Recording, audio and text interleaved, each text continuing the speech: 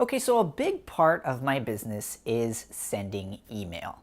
It actually makes up a big part of how I build and how I grow my business. Now, I talked about in a previous video how important it is to favor email in your business over something like social media and the various social media platforms that exist in the world today.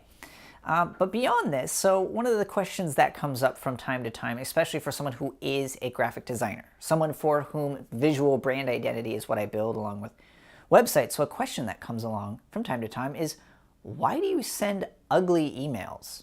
Meaning plain text emails. Not exactly plain text emails, but I don't build out these essentially web pages that get emailed. You know, it's got the big header graphic and it has, a sidebar and it has all these other elements to the actual design of the email that aren't just text. So that's not what I send. I send just text. Now it does have italics and bolds and links, but again, that question comes up from time to time. Why text? Why not those big, beautiful emails, especially for somebody who is a designer?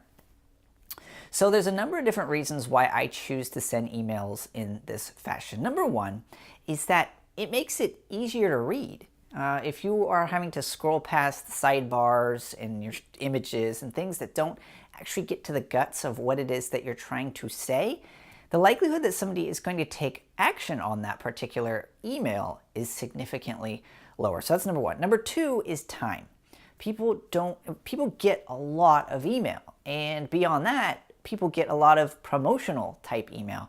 What I like to do when I'm sending out emails is I like to keep them short, I like to keep them readable, and I like to make sure that they are packed with value. I want to make sure that if I'm hitting send on an email, that it is well worth, whoever is receiving this email, I want to make sure that it is well worth their time. Another reason why I send email that is text only is it's just more personal. I always sign my name at the end of every email I send out. It doesn't say, my brand name here. It doesn't say my company, web address. It says it's from me because it is from me. It's more personal. I try to write every single email as though I were writing it just to a single person. That's always what I think about when I am typing out an email. I want to make sure that it is personal.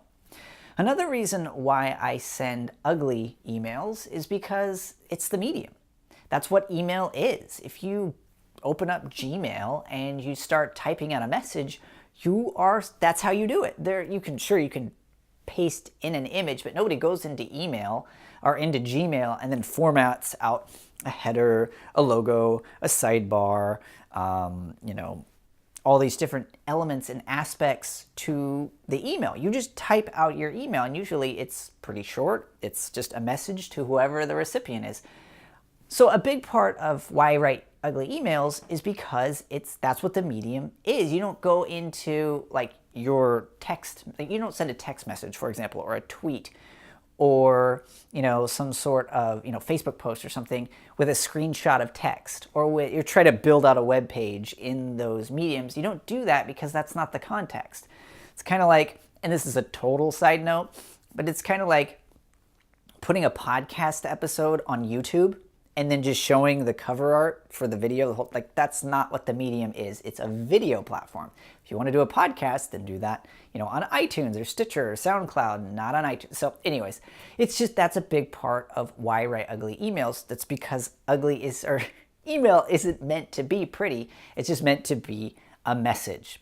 And the last thing that I think is really important when it comes to sending out emails, something just I wanted to provide as a little bit of a tip as you're sending out your email campaigns, and I touched on it earlier, is value. Again, I always want to make sure if I'm hitting that send button, if this is something that I'm going to schedule out, it has to provide some level of value. It has to be focused on providing value. Don't just write out a big long email that just tells people what you did over the weekend. You can do that on Facebook. You can do that on Instagram. You can do that on Twitter.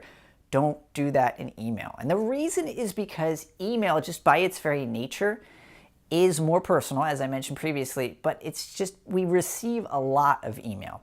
And email just kind of has this stigma, and especially when people are subscribing to a newsletter or they're subscribing to some sort of email, regular email correspondence of any kind, especially on the promotional side of things. Time is definitely more valuable in those. See, people, plus, not to mention the fact that people have a much higher likelihood of unsubscribing from an email newsletter if they're not getting value. Much higher likelihood of that happening than, say, unfollowing you on Twitter or unfriending you on Facebook or something like that. The likelihood of that happening if you post a cat picture on Facebook is a lot lower likelihood of happening than if you email your list a picture of a cat.